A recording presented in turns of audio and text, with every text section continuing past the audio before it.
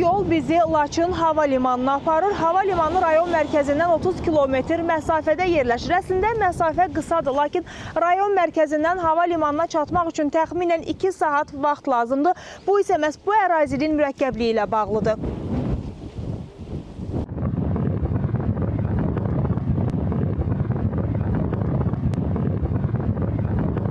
Mürəkkəb relyef, çətin coğrafi şərait. Azərbaycan cəmi 3 il ərzində beynəlxalq standartlara tam cavab verən bu cür hava limanının inşasına nail oldu.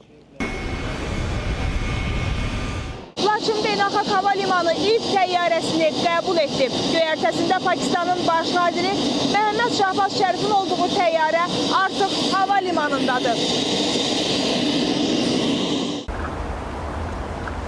Laçın Beynəlxalq Hava Limanının təməli 16 avqust 2021-ci ildə möhtərəm cənab prezident İlham Əliyev tərəfindən qoyulmuşdur.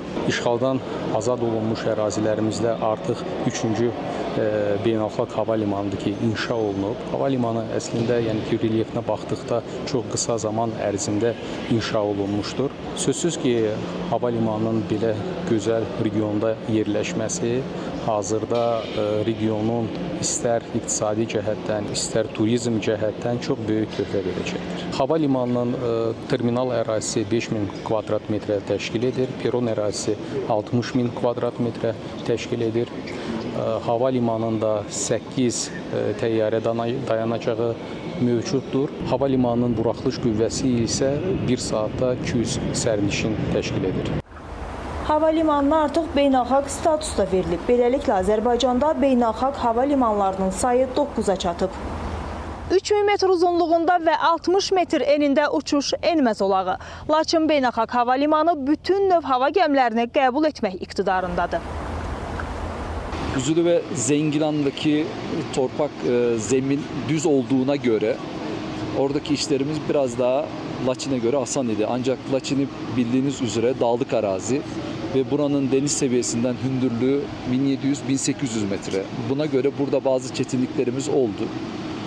17 milyon metreküplük bir torpak kazıntı işleri yaptık. Dolgu işleri yaptık. Tikinti süresi yaklaşık 3 sene sürdü.